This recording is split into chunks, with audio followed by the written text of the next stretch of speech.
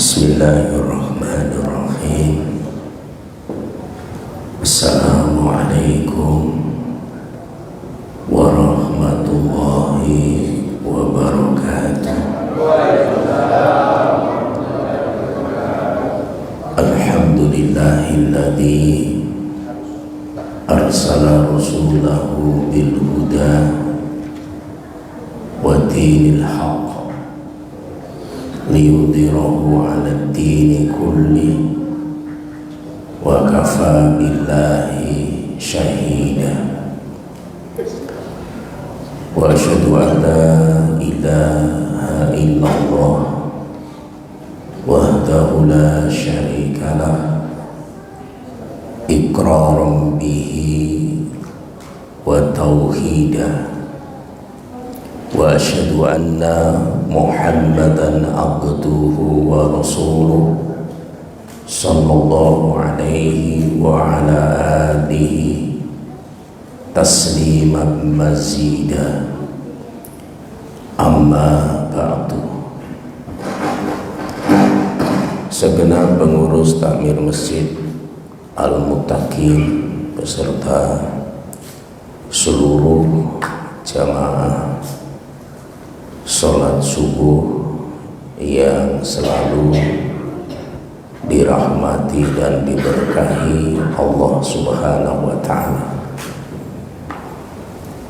Kembali kita lanjutkan kajian kita tentang usuluddin, pokok-pokok agama, sejarah perpecahan umat Islam sehingga terjadi berfirqah-firqah, berkelompok-kelompok, bergolongan-golongan yang awal sejarahnya adalah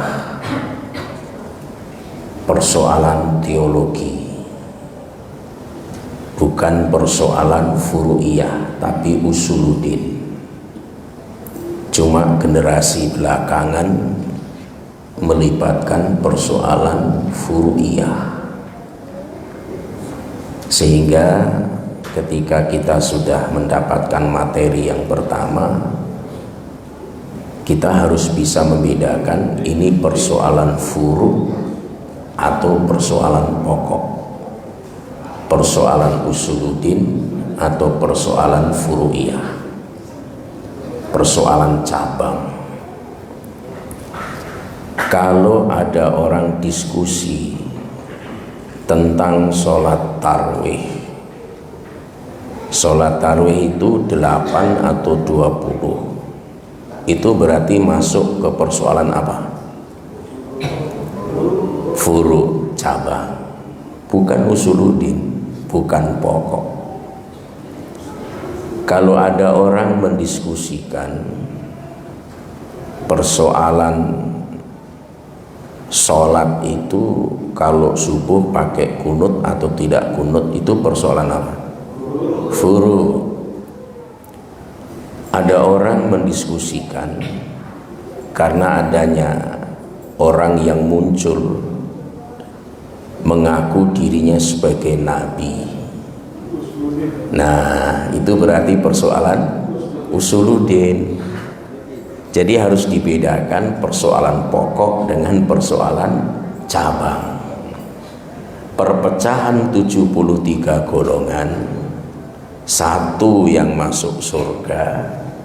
Perpecahan itu bukan persoalan furu', bukan persoalan cabang, tapi persoalan usuluddin atau persoalan pokok.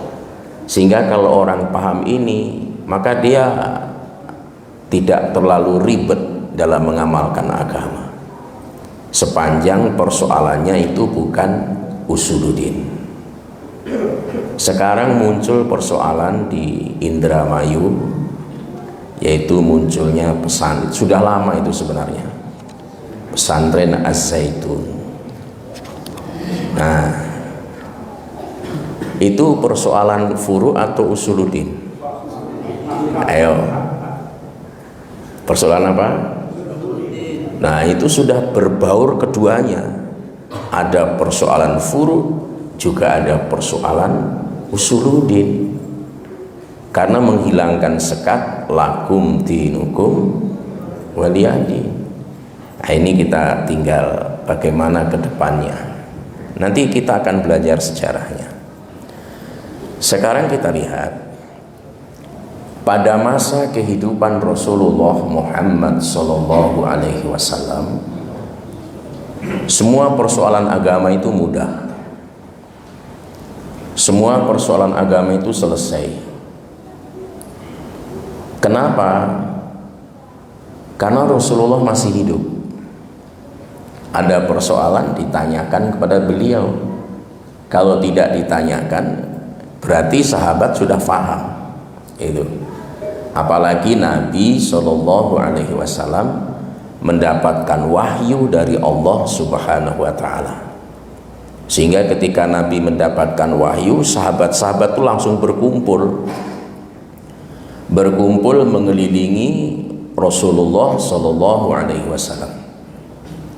Lalu apa yang disampaikan Rasulullah itu dihafal, karena mereka itu tradisi menghafalnya itu sangat kuat. Bahkan tradisi tulis menulis itu dianggap cacat di masa Rasulullah itu. Nah, ada juga yang menulis tapi itu sebagian kecil.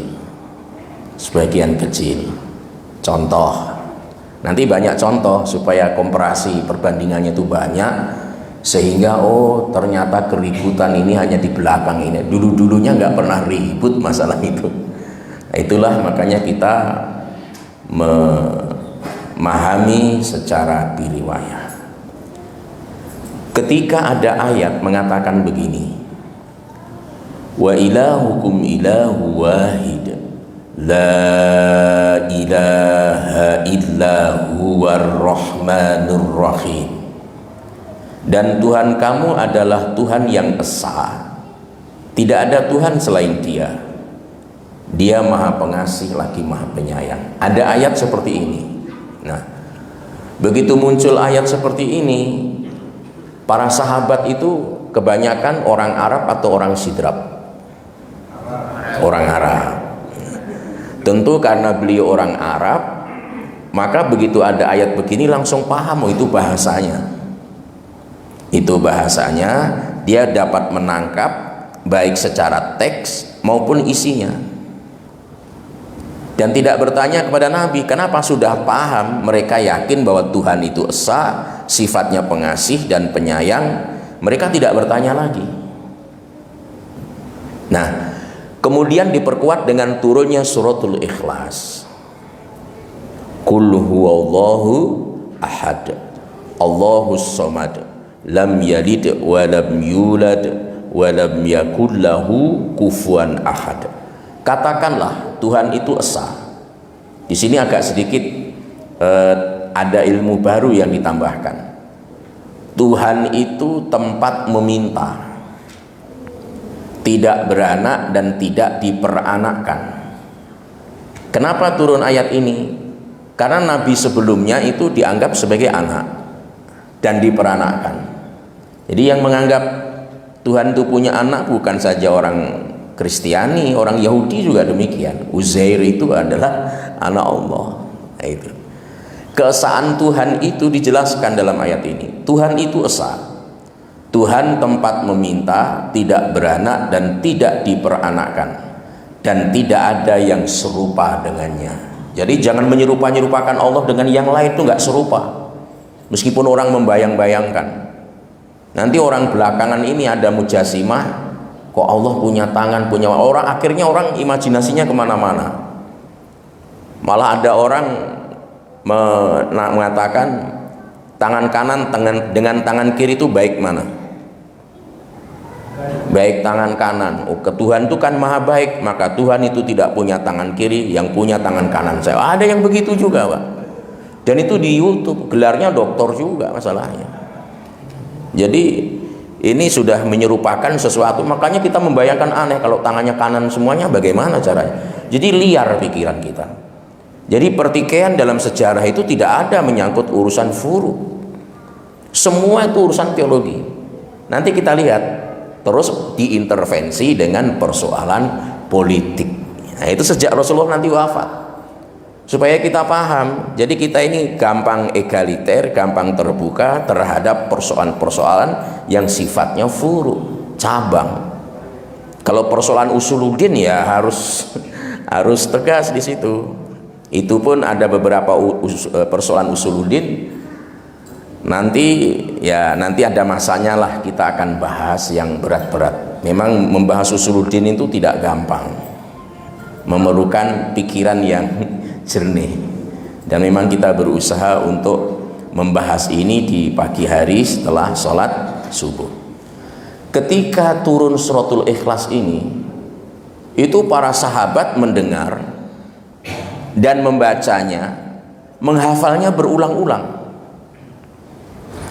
dan mereka tidak banyak bertanya kepada Nabi. Kenapa? Karena mereka kebanyakan orang Arab, paham bahasa Arab. Paham bahasa Arab bukan paham komunikasinya saja, gramatika sastranya itu juga dipahami. Nanti ada contoh-contoh berikutnya akan kita sampaikan. Nah, sehingga ketika turun suratul Ikhlas ini, mereka para sahabat meyakini Tuhan itu namanya Allah. Tuhan itu adalah namanya siapa? Oh, berarti kalau bukan Allah itu bukan Tuhan kalau begitu. Qul huwallahu ahad. Tuhan itu esa. Tuhan tempat meminta, tidak beranak dan tidak diperanakkan dan tidak serupa dengannya. Wa ilahukum ilahu wahid. La ilaha illahu huwar rahmanur rahim. Jadi mereka langsung yakin bahwa Tuhan itu namanya Allah. Dia itu esa, bukan tiga, bukan dua, tapi esa. Ia bukan bapak, ia juga bukan anak. Pendek kata, mereka meyakini tidak ada yang serupa dengannya. Jadi jangan pernah berpikir Tuhan itu kita serupakan dengan raja, dengan presiden, kepala negara. Jangan diserupakan dengan itu. Jadi tidak ada yang serupa dengan dia. Meskipun pikiran kita berusaha untuk menyerupakan, tetap tidak akan serupa. Karena tidak ada yang serupa dengannya. Apalagi ada dalil laisa kamitslihi syai'un wa huwas samiul basir. Tidak ada yang menyerupainya, ia maha mendengar lagi maha melihat. Nah, Nabi dan para sahabat faham tidak ada yang menyerupai Tuhan, tidak menyerupai sesuatu, dan dia maha mendengar lagi maha melihat. Dia tidak boleh, inilah munculnya nanti Tauhid 20 itu. Dia tidak boleh diserupakan dengan raja yang duduk di singgasana, duduk-duduk gitu. Nggak boleh. Karena tidak ada yang serupa dengannya. Dia tidak boleh diserupakan dengan malaikat. Tidak boleh diserupakan dengan bangsa jin. Tidak boleh diserupakan dengan kepala negara. Karena sekarang ini kan begitu liar membahas tentang Tuhan ini. Malah Tuhan itu setelah menciptakan sesuatu duduk-duduk di aros, membiarkan alam ini berjalan dengan sendirinya. Ada yang begitu. Jadi jangan diserupakan dengan sesuatu, itu tidak boleh. Tidak boleh diserupakan dengan raja, presiden, panglima, kepala negara, jin, malaikat, tidak boleh. Pendeknya laisa kamitslihi syai'un. Tidak ada yang serupa dengannya. Nah, itu contoh yang pertama. Sahabat paham. Sehingga tidak perlu diributkan, nggak ribut persoalan ini. Karena para sahabat tidak menanyakan kepada Rasulullah Muhammad Sallallahu Alaihi Wasallam, padahal beliau masih ada. Contoh kedua, nah ini agak sedikit butuh pemikiran. Ketika turun ayat kullu man 'alaiha fan wa yabqa wajhu rabbika dzul jalali wal ikram. Semua yang ada ini akan lenyap. Semua yang ada ini akan binasa. Semua yang ada ini akan hancur. Yang kekal adalah, ini ada kata-kata wajhu rabbika. wajah Tuhanmu yang mempunyai kebesaran dan kemuliaan. Ayat ini nggak diributkan dulu. Wajah Allah itu semuanya hancur, yang sisa itu yang kekal hanya wajah Allah. Karena pakai kata wajhu, itu orang-orang Arab sudah tahu wajhu yang dimaksud itu bukan wajah saja, maksudnya adalah zat Allah. Makanya nggak ada pertanyaan. Nanti belakangan ini kan ribut, wajhu wajahnya. Loh, berarti semuanya hancur, Tuhan sendiri tinggal wajahnya. Itu kan orang-orang yang nggak tahu bahasa Arab menafsirkan begitu, memahami begitu. Makanya ribut antara malikahu dengan mulkuhu, itu ribut itu orang. Coba kekuasaan Allah, wajah Allah diributkan. Nah, jadi Nabi dan para sahabat itu paham betul karena memang mereka tahu bahasa Arab. Semua yang ada ini akan lenyap, akan binasa, akan hancur, akan rata, akan hilang. Yang kekal hanya Tuhan yang mempunyai kebesaran dan kemuliaan. Wajhu di sini yang kekal adalah wajah Allah. Itu yang dimaksud adalah sekeluruhan zat Allah, bukan wajahnya saja. Sama dengan kalau saya berkata begini, ini kok tidak kelihatan batang hidungnya? Wah, jangan masuk. Nah, kalau saya berkata begitu, bukan berarti yang saya cari itu batang hidungnya saja. Yang saya maksud adalah orangnya. Yang saya maksud itu orangnya. Jadi ayat-ayat begini itu di zaman Nabi nggak ribut. Nanti coba, nanti setelah masa Utsman, karena persoalan politik. Sama dengan kita tahun ini kan agak hangat-hangat ya, udah panas saya dengar-dengar. Itu apa saja bisa digoreng itu, apa saja bisa digoreng. Dan itu bisa membangkitkan emosi kadang-kadang. Nah, kalau nggak stabil emosi kita. Nabi dan para sahabat paham semua binasa atau lenyap, yang kekal, yang dimaksud, yang kekal hanya wajah Robnya. Itu yang dimaksud bukan wajahnya saja. Yang dimaksud adalah zat Allah Subhanahu wa ta'ala. Ini batang hidungnya si fulan kok nggak nongol? Bukan berarti yang saya cari batang hidungnya saja. Untuk apa batang hidungnya saya? Yang saya maksud adalah seluruh orangnya itu. Nah, itu. Walaupun dikatakan wajhu dalam bahasa Arab itu maksudnya adalah muka atau wajah. Tapi sahabat yang tahu yang dimaksud itu bukan wajah itu, yang dimaksud adalah zat Allah Subhanahu wa ta'ala. Para sahabat tidak bertanya kepada Rasulullah, ya Rasul, maksud wajhu itu apa? Itu nggak bertanya. Kenapa? Kan sahabat paham juga. Yang dimaksud wajah di sini adalah zat Allah.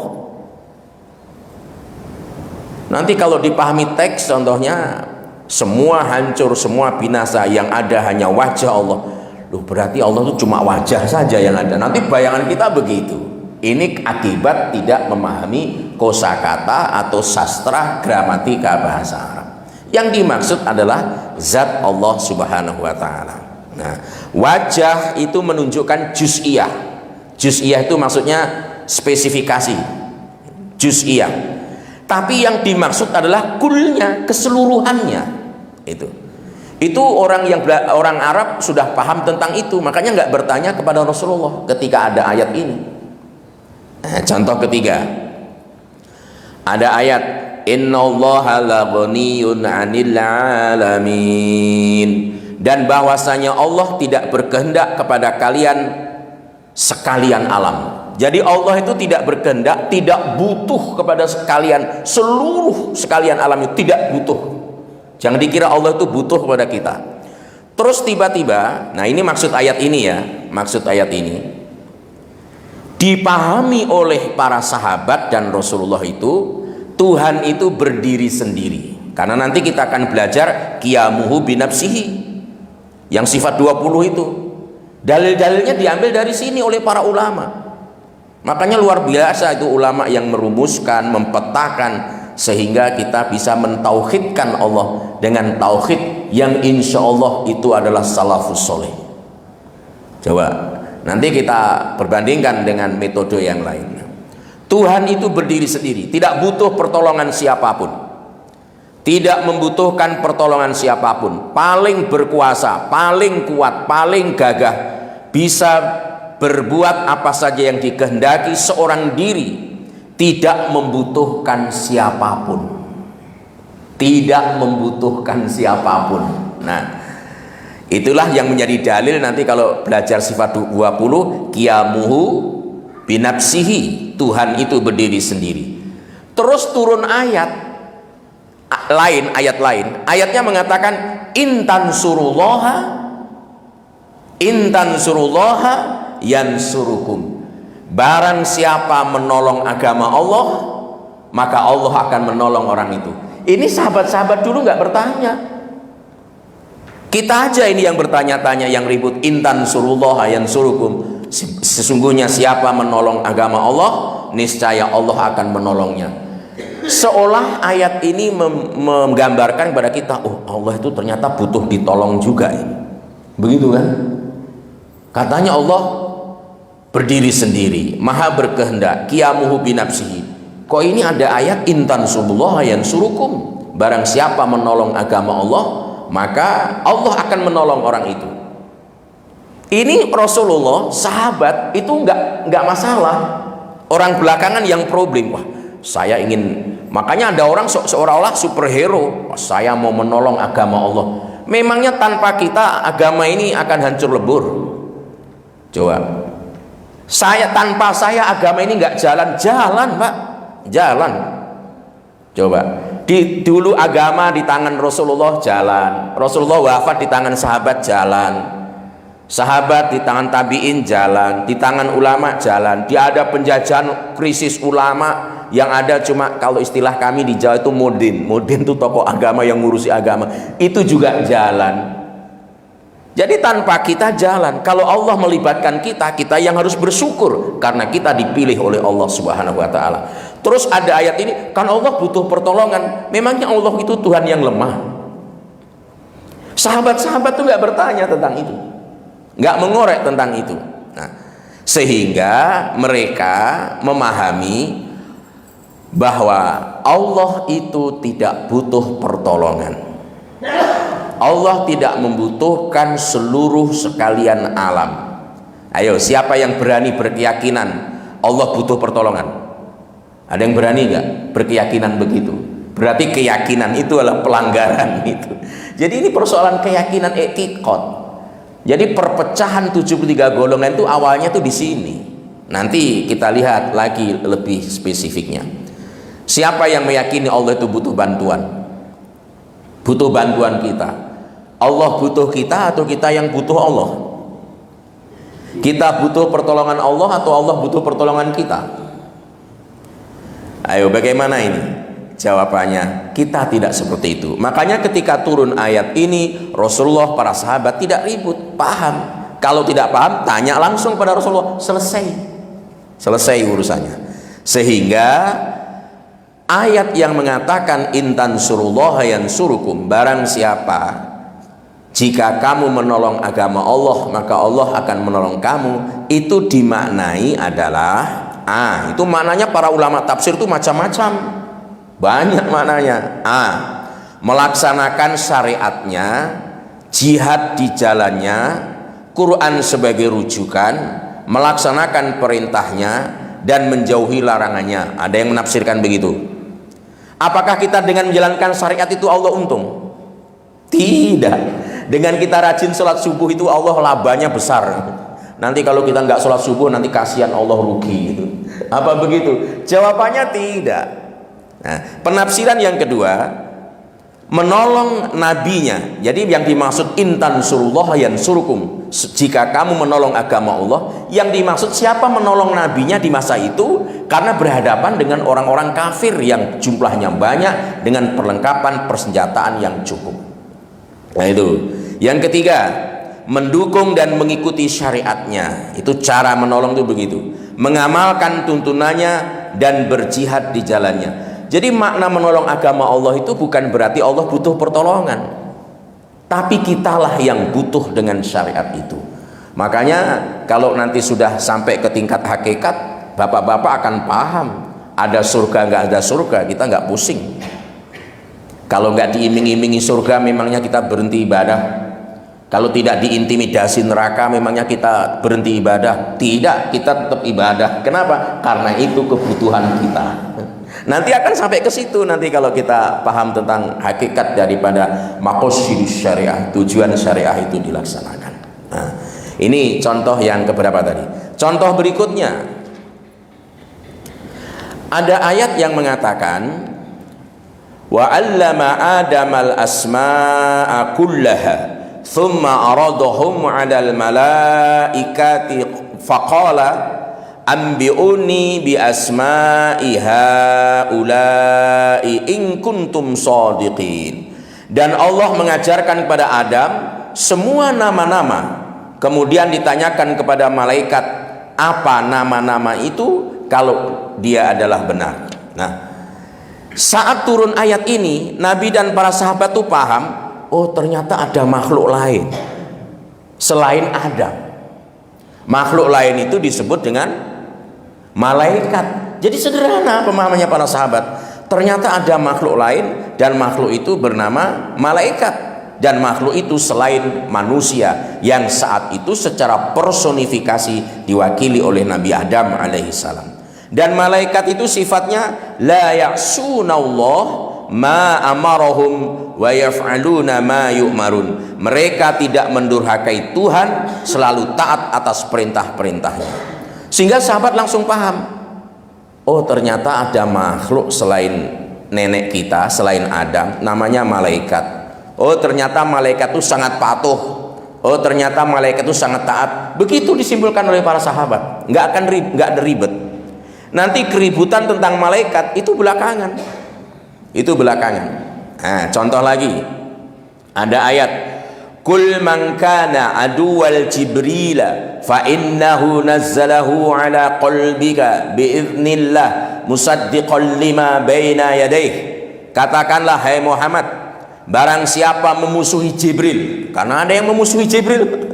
Jadi di zaman dulu itu ada kelompok orang itu sangat tidak suka dengan Jibril, memusuhi Jibril. Maka ia musuh Tuhan. Siapa yang memusuhi Jibril, maka dia musuh Tuhan. Karena Jibril itu menurunkan Al-Quran pada dirimu dengan izin Tuhan untuk membenarkan kitab-kitab Tuhan yang sebelumnya.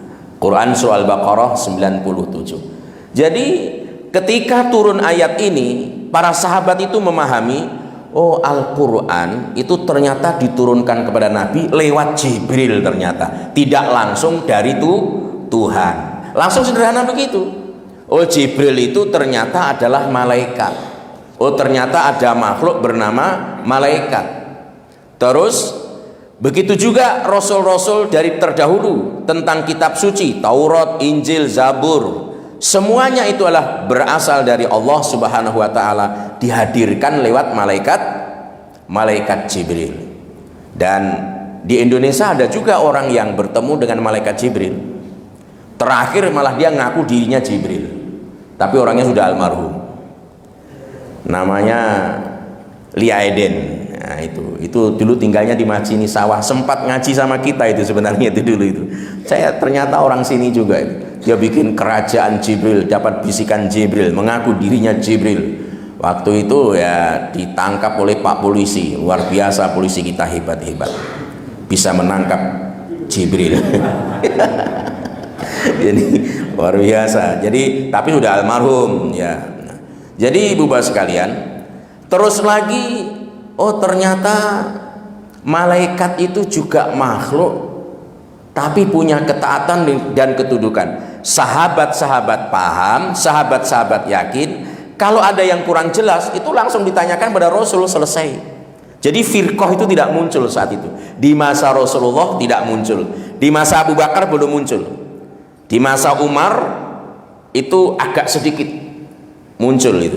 Nah, nanti di masa Utsman inilah firqah itu ada. Jadi makanya kalau kita nanti belajar usuluddin ini, ternyata perpecahan 73 golongan itu nggak ada sangkut paut dengan furu'iyah yang selama ini membuat kita tidak nyaman, saling lirik-lirikan, saling merendahkan. Nggak ada yang bersoal tentang itu. Semuanya adalah persoalan usuluddin. Semuanya adalah persoalan usuluddin.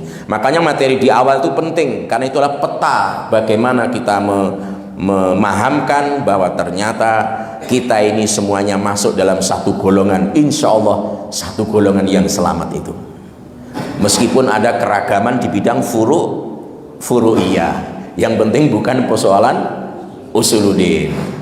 Nah ini berarti sudah tidak perlu diujian lagi. Nah sekarang kita lihat, perselisihan faham itu timbul setelah Rasulullah Muhammad Shallallahu Alaihi Wasallam itu wafat. Yang teramat mulia Nabi Muhammad Shallallahu Alaihi Wasallam itu wafat bertepatan dengan hari tanggal kelahiran.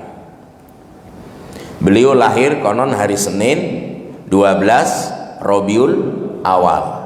Beliau wafatnya juga hari Senin 12 Rabiul Awal. Nah ini ada masalah lain sebenarnya ini. Beliau menginformasikan orang itu kalau meninggal yang paling baik adalah hari apa? Orang meninggal yang dimuliakan itu secara teks hari apa? Hari Jumat. Tapi Rasul sendiri wafatnya hari Senin. Ini ada kajian tersendiri. Coba kalau Rasulullah itu wafatnya hari Jumat, habis kita ini yang tidak hari Jumat itu wafatnya nanti. Makanya Rasul itu menyelisih apa yang dikatakan, bukan tidak konsisten yang dituduh-tuduhkan orang orientalis. Nabi itu kok nggak bisa dipercaya omongannya. Orang orientalis itu sembarangan aja Pak ngomongannya Pak. Apa yang bisa dijadikan titik itu langsung dia nggak paham maqasidus syariah, tujuan syariat itu dilaksanakan. Sama dengan akikah, lahir laki-laki potong kambing 2, lahir wanita potong kambing 1. Kalau lahir laki-laki potong kambing 1, sah apa tidak? Sah. Boleh apa tidak? Sah. Makanya Nabi prakteknya lahir Hasan Husin potong kambing 1. Kenapa tidak 2? Apakah nggak punya duit? Oh banyak, mertuanya Nabi orang kaya kok. Utsman itu kan mertuanya, Umar kan mertuanya juga orang kaya Pak. Untuk beli seekor kambing kok nggak bisa. Kenapa Nabi tetap 1? Dikhawatirkan nanti ada umatnya nggak mampu beli 2 ekor kambing, mampunya 1, supaya itu tercover secara syariat. Karena kalau Nabi potong kambing 2, kalau kita hanya bisa beli kambing 1, itu tidak sah itu, karena praktiknya Nabi nggak begitu. Nah akhirnya itu adalah mengcover semuanya. Sama dengan kasus ini, Nabi wafat padahal Nabi berkalam orang itu meninggal dunia yang paling bagus adalah hari Jumat, tapi beliau wafatnya hari. Nah, kenapa begitu? Karena siapa tahu nanti umatnya tidak meninggal hari Jumat, dia berkecil hati. Waduh, meninggalnya bapak saya kok bukan hari Jumat ya. Waduh, ini bahaya. Orang kan berkecil hati seperti itu. Nggak usah berkecil hati, yang penting husnul khotimah. Hari Senin, Selasa, Rabu, Kamis nggak masalah. Malah Mbah Maimun Zubair itu hari Selasa. Beliau selalu pidato setiap masa hidupnya itu selalu berbicara wafat hari Selasa, kakeknya hari Selasa, ayahnya hari Selasa, bapaknya kakeknya hari Selasa, dan dia berharap hari Selasa, harapannya malah hari Selasa. Padahal beliau tahu secara keilmuan bahwa meninggal dunia yang dimuliakan adalah hari Jumat. Jadi nggak usah dipersoalkan seperti itu secara psikologi, karena kalau tidak itu mengganggu psikologi pikiran kita. Kita khawatir wah nanti kalau tidak hari Jumat nanti bagaimana nanti ya, kadang-kadang begitu. Nah jadi beliau wafat 12 Rabiul Awal 11 Hijriah bertepatan 8 Juni 632 Masehi. Pada hari wafatnya Rasulullah ini ada kejadian yang memang hari wafatnya, hari Senin hari ini Rasulullah wafat, itu ada kejadian itu adalah sekelompok kaum Ansor. Ada kaum Ansor, ada kaum Muhajirin. Apa bedanya itu? Muhajirin adalah orang yang hijrah dari Mekah ke Madinah. Ansor adalah yang membantu menolong kaum Muhajirin. Kaum Ansor ini berkumpul di suatu tempat. Tempat itu namanya Saqifah Bani Sa'idah.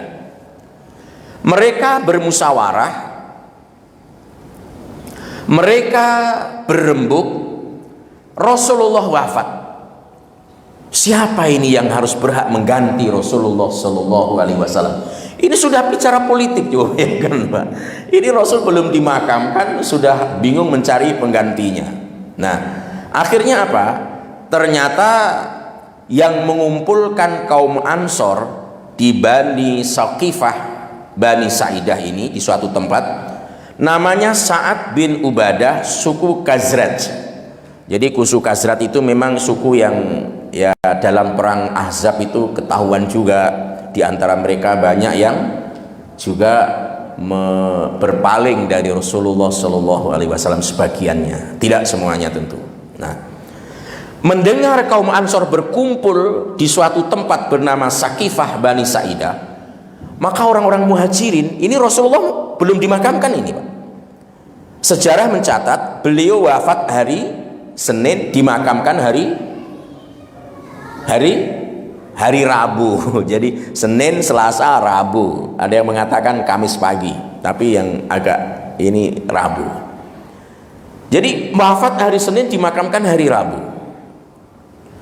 Nah, akhirnya mendengar kaum Ansor yang berkumpul ini, kaum Muhajirin dipimpin oleh Abu Bakar radhiyallahu anhu mendatangi mereka. Lalu terjadi perdebatan. Jadi perdebatan tentang kepemimpinan itu sudah dari dulu terjadi di masa para sahabat Rasulullah. Tapi di masa Abu Bakar, Umar itu masih relatif aman. Nanti di masa Utsman itu mulai berfirqah-firqah, ada Khawarij, ada Syiah, ada apa. Jadi firqah itu dalam golongan itu usuluddinnya munculnya di sini. Yaitu. Yang pertemuan yang pertama itu sudah kita petakan. Syiah pecah jadi 21, Khawarij dari sekian kan sudah kita sampaikan itu. Nah, semuanya cukup 72 kurang 1 ya, yang 1 itu insya Allah digenapi oleh Ahlus Sunnah wal Jamaah insya Allah, dan itu mudah-mudahan kita semuanya. Nah, akhirnya kaum Muhajirin mengusulkan Umar bin Khattab dan Abu Bakar menjadi khalifah pengganti Rasulullah. Orang Ansor mengusulkan Sa'ad bin Ubadah, itu yang memprovokasi tadi berkumpul padahal Rasulullah belum dimakamkan. Tidak ada satupun yang mengusulkan dalam sejarah Sayyidina Ali. Jadi yang diusulkan itu dari kaum Ansor Sa'ad bin Ubadah, dari kaum Muhajirin Umar bin Khattab dan Abu Bakar. 3 orang ini yang diusulkan. Tidak ada satu orang pun yang mengusulkan Sayyidina Ali, karena anggapannya Syiah, orang-orang ini membajak kepemimpinan Sayyidina Ali, muncullah aliran Syiah. Nah, itu Syiah pengikut Ali. Makanya jangan heran kalau ketemu orang Syiah, Ali itu dimuliakan, karamallahu wajhah radhiyallahu anhu. Tapi kalau Abu Bakar, Umar, Utsman, Abu Bakar, Utsman, Umar laknatullah alaih. Jadi begitu mereka itu. Kenapa? Karena dalam ini dianggap dia merebut Abu Bakar dan Umar. Padahal tidak ada sahabat Muhajirin Ansor yang mengusulkan Sayyidina Ali. Memang saat itu Ali terlambat berbaiat, 6 bulan setelah kepemimpinan Abu Bakar baru berbaiat. Itu dijadikan alasan. Padahal faktornya bukan faktor itu, bukan. Nah, jadi tidak ada yang mengusulkan Sayyidina Ali yang saat itu belum ada. Belum ada namanya Syiah. Syiah belum lahir ini, di masa Abu Bakar belum muncul. Perselisihan 2 blok ini tidak sampai terjadi perpecahan. Nah, Muhajirin, Ansor bermusyawarah menentukan siapa khalifahnya yang mengganti Rasulullah. Itu tidak menjadikan ia berpecah, tidak menjadikan dia berfirqah, bergolongan, dan tidak terjadi perselisihan dalam persoalan usuluddin. Kalau persoalan furu di masa Rasulullah sudah ada. Di masa Rasulullah sudah ada. Orang disuruh ke Bani Quraisyah, pesannya Nabi, jangan kamu sholat asar kecuali di kampung Bani Quraisyah. 2 kelompok ini pergi ke Bani Quraisyah. Di tengah jalan waktu asar mau habis. Akhirnya apa? Kita harus sholat asar. Oh tidak. Nabi berpesan sholat asarnya di kampung Bani Quraisyah. Yang satunya lagi, ini kalau nggak sholat asar maghrib tiba. Pokoknya semuanya, sebagian memahami ada yang sholat asar, ada yang tidak sholat asar, dan semua dibenarkan oleh Rasulullah Shallallahu Alaihi Wasallam. Ini persoalan furu, bukan usuluddin. Ada orang safar di tengah jalan nggak ada air, karena nggak ada air tayamum, sholat berjamaah di jalan. Selesai sholat jalan 2-3 kilo ketemu air. Oh kita harus ulangi. Oh tidak perlu ulangi. Kenapa mau diulangi? Nah, Akhirnya ada yang mengulangi, ada yang tidak mengulangi. Itu sudah ada persoalan furu. Ini bukan usuluddin. Persoalan usuluddin itu belakangan. Nah, sekarang kita lihat lagi. Jadi di masa itu, di masa Abu Bakar, di masa kepemimpinan Khalifah Abu Bakar As-Siddiq, perselisihan selesai setelah disepakati Abu Bakar As-Siddiq. Kita nggak ceritakan proses Abu Bakar disetujui ya, itu dalilnya banyak sekali yang diutarakan oleh kaum Muhajirin maupun sanggahan dari kaum Ansor. Kita tidak berkepentingan ke situ. Perselisihan selesai setelah disepakati bahwa Abu Bakar As-Siddiq mengganti Rasulullah dalam kapasitas sebagai khalifah. Sayyidina Ali itu 6 bulan baru berbaiat setelah Fatimah Az-Zahrah itu wafat. Karena wafatnya Fatimah itu memang agak sedikit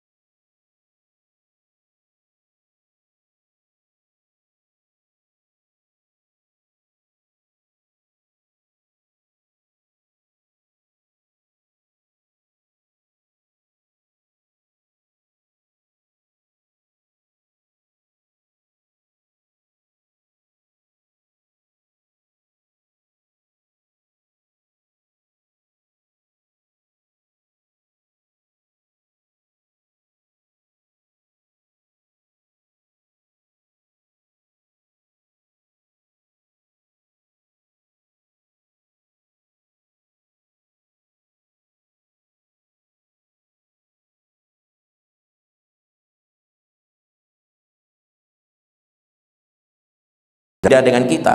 Bahkan qada qadar itu tidak ada. Rukun imannya Syiah yang ke-6 itu adalah jihad fisabilillah. Jadi langsung jihad.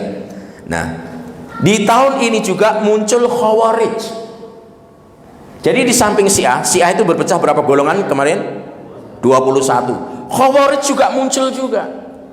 Munculnya Khawarij ini juga di abad ketiga Hijriah, didukung oleh 3 orang khalifah Bani Abbasiyah. Makanya orang-orang yang berpaham ahli sunnah wal jamaah dihabisi, Pak. Dibunuh itu ribuan itu. Terus lagi Imam Ahmad bin Hambal itu muncul fitnah di masa Khawarij ini. Fitnahnya apa? Fitnahnya adalah Al-Quran itu makhluk atau bukan. Itu makhluk, oh itu bukan. Tapi orang-orang Khawarij mengatakan itu makhluk. Yang tidak makhluk, ulama-ulama disiksa. Makanya Imam Ahmad bin Hambal itu disiksa, di penjara. Padahal Imam Ahmad bin Hambal itu setiap malam sholat tahajudnya 300 rakaat. Sholat malamnya itu 300 rakaat. Nanti habis di penjara, sholat malamnya itu tinggal 150 rakaat. Imam Ahmad bin Hambal karena sudah tua, di samping bekas siksaan ketika beliau mengatakan Al-Quran bukan makhluk, itu disiksa. Mulai munculnya di sini. Khawarij muncul, Syiah muncul, yang lainnya akan muncul semuanya. Nanti kita ceritakan secara detail dalam suasana yang lebih hening, suasana yang lebih tenang. Hari ini kelihatannya tidak tenang karena tubuh kita di tempat ini, pikiran kita di tempat yang lain. Maka dari itu, karena ini kajian yang memang berat, butuh energi, ya harus paham tujuannya apa. Tujuannya supaya spektrum keberagaman kita itu luas, tidak mengklaim kebenaran sepihak sehingga menyalahkan yang lain, sehingga kita tertutup. Tidak seperti itu. Sepanjang bukan urusan usuluddin, kita tetap ahlus sunnah wal jamaah. Sepanjang tidak dalam pokok agama. Kalau persoalannya furu'iyah atau cabang, persoalannya di mazhab, karena mazhab Abu Hanifah, Imam Syafi'i, ada petanya Pak. Di dunia ini ada petanya. Negara mana yang ahlu sunnah wal jamaah mazhabnya Syafi'i, Hanafi, Maliki itu mana yang tidak pakai ini mana, itu sudah diketahui sekarang. Sekarang sudah canggih ilmu pengetahuan loh bagaimana. Nah, mudah-mudahan ini dapat menjadi pencerahan bagi kita. Mohon maaf, saya harus tahu diri. Kita persilahkan bergeser. Kalau disebut makanan tuh air liur gampang keluar, memang itu fitrahnya manusia, memang seperti itu. Ya, saya cukupkan sekian. Saya persilahkan, ada yang mau menambahi, mengurangi. Ada yang mau tanya? Kayaknya langsung tidak ada kayaknya. Kayaknya langsung tidak ada. Ya, siap.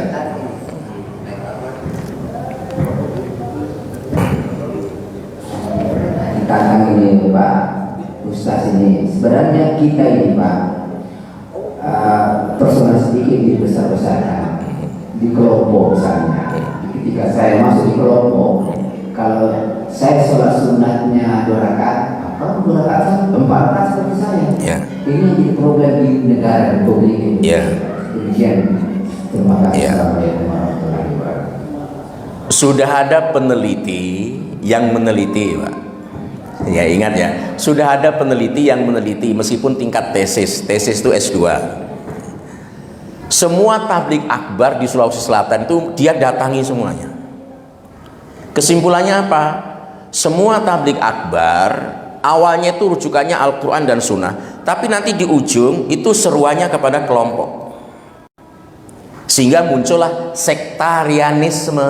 Nah, akhirnya apa? Tanpa sadar dia tidak memperjuangkan agama, tapi memperjuangkan kelompok. Nah, itu hasil risetnya seperti itu. Nah, makanya jangan heran kalau orang sangat sektarian. Sektarian itu fanatik terhadap kelompoknya. Padahal di ulama-ulama Arab saja saya punya makalahnya, Pak. Pertengkaran antara Syekh bin Baz, Syekh Albani, Syekh Utsaimin itu pertengkaran dengan banyak hal. Bikin yayasan itu bagaimana, bikin garis sab itu bagaimana.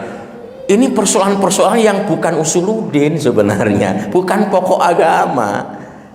Coba persoalan tarwih, malah baru-baru di Arab tarwihnya 13 rakaat. Bagaimana ini? Karena ada perubahan, karena kredit suasananya di situ.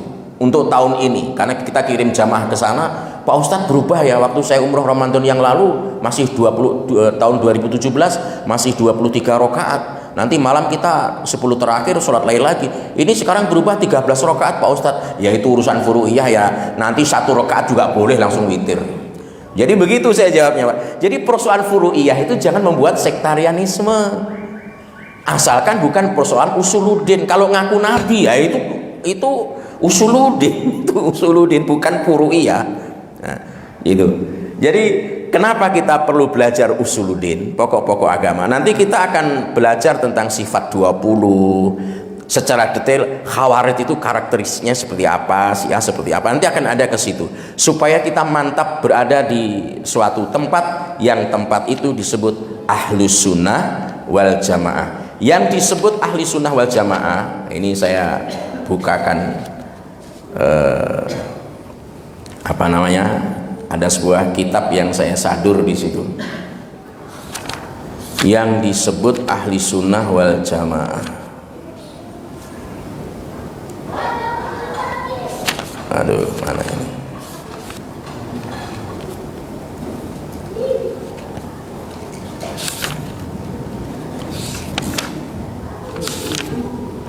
Nah, ini. Jadi Muhammad bin Muhammad Al-Husni Az-Zahbidi menulis kitab, mensyarah kitab Ihya, Ihtihab Sadatul Muttaqin, syarah kitab Ihya Ulumuddin. Beliau mengatakan, "Idza utliqa ahlus sunnah wal muradi bihil asy'ariyatu wal maturidiyah." Apabila disebut kaum ahli sunnah wal jamaah, maka maksudnya adalah orang-orang yang mengikuti faham keyakinan Asy'ariyah, Asy'ari dan faham Al-Mansur Al-Maturidi. Nah, itu. Dan mereka dalam fikih bermazhab Hanafi, Maliki, Syafi'i, Hambali. Itu fikihnya.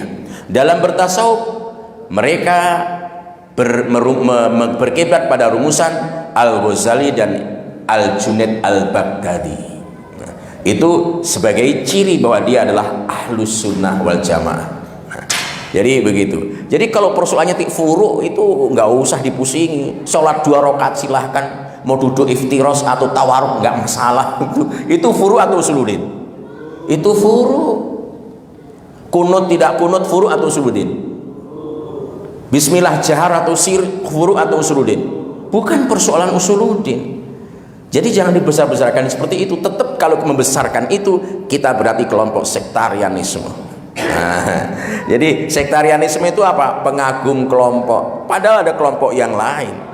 Terus yang paling fatal, Imam Syafi'i dikonfrontasikan dengan Rasulullah. Rasulullah dengan Imam Syafi'i hebat mana? Lu coba bayangkan. Nanti lama-lama Abu Bakar, Umar dengan Rasulullah hebat mana? Nanti begitu lama-lama. Itu analogi yang tidak pas. Karena terlalu banyak kreasi agama dalam banyak bidang di masa Umar bin Khattab. Itu sistem penggajian, sistem pengawasan, korban dan semua itu di masa Umar tuh administrasi itu ditertibkan sedemikian rupa. Lah nanti kalau semuanya harus rujukannya kepada Rasulullah dan tidak ada, langsung kita hukumi bid'ah. Ingat, bid'ah itu bukan hukum. Hukum itu yang ditahukan cuma yang dikenalkan wajib, sunnah, mubah, makruh, haram. 5 ini pun tersimpul jadi 2, halal, haram. Wajib itu kan halal, sunnah halal, makruh halal atau haram? Halal. Mubah halal atau haram? Halal. Jadi hanya halal haram saja. Jadi bukan, bid'ah itu tidak masuk dalam kategori hukum, tapi kita harus berhati-hati karenanya. Nah, yang penting bid'ah itu awalnya diarahkan pada aspek usuluddin. Nah, sekarang ini bid'ah itu dipakai menyerbu furu'. Nah, itu yang jadi persoalan. Nah, mudah-mudahan ini menjadikan bahan pemikiran bagi kita. Kalau persoalan furu' beda enggak jadi masalah, sepanjang itu bukan persoalan usuluddin. Makanya di mubalik yang ditempa di IMIM itu motonya bersatu dalam akidah, toleransi dalam furu'iyah. Begitu Bapak ya. Terima kasih. Cukup ya. Bismillah, cukup. Ya, kita tutup dengan tasbih kifarah. Subhanakallahumma bihamdik, asyhadu an la ilaha illa anta, astaghfiruka wa atubu ilaik. Allahu waliyul muttaqin. Assalamualaikum warahmatullahi wabarakatuh. Waalaikumsalam. Kita ucapkan syukur jazakallahu khairan kepada Ustaz atas ilmunya, dan semoga pekan depan insyaallah bisa ketemu kembali. Assalamualaikum warahmatullahi wabarakatuh.